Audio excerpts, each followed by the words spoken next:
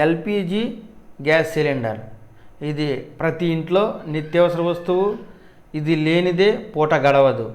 ఈ గ్యాస్ సిలిండర్పై కేంద్ర ప్రభుత్వం సబ్సిడీ అందిస్తున్న విషయం తెలిసిందే.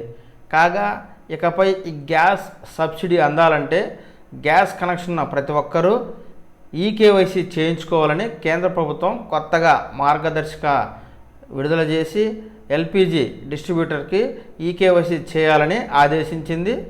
కాగా గత కొంతకాలంగా ఎల్పిజి డిస్ట్రిబ్యూటర్స్ ఈ ఈకేవైసీని ప్రారంభించారు.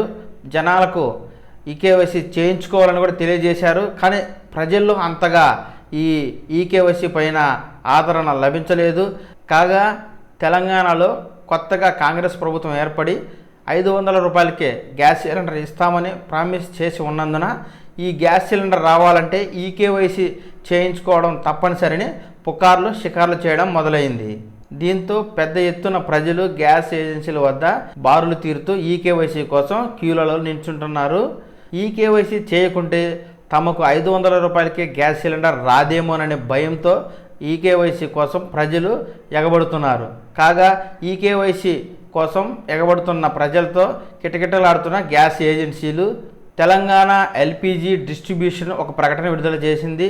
500 రూపాయలకే గ్యాస్ సిలిండర్కి ఈకేవైసీకి ఎలాంటి సంబంధం లేదని, ఇది కేంద్ర ప్రభుత్వ మార్గదర్శకాలను నిర్దేశించి చేస్తున్న ఈకేవైసీ అని, తెలంగాణ ప్రభుత్వం 500 రూపాయలకే గ్యాస్ సిలిండర్కి ఎలాంటి మార్గనిర్దేశకాలు ఇంకా విడుదల చేయలేదని, కనుక ఈ ఈకేవైసీకి 500 రూపాయలకే గ్యాస్ సిలిండర్కి ఎలాంటి సంబంధం లేదని తెలిపింది. కాగా గ్యాస్ కనెక్షన్ ఈకేవైసీకి ఎలాంటి గడువు లేదని, ఈ ఈకేవైసీ చేయడానికి మీరు సిలిండర్ బుక్ చేసినప్పుడు మీ ఇంటికి డెలివరీ బాయ్ వచ్చినప్పుడే మీ నుంచి ఈకేవైసీ తీసుకుంటారని, అలాగే గ్యాస్ బాయ్ సెల్ ఫోన్లో కొత్తగా సాఫ్ట్వేర్ని అప్డేట్ చేస్తున్నట్టు తెలియజేసింది.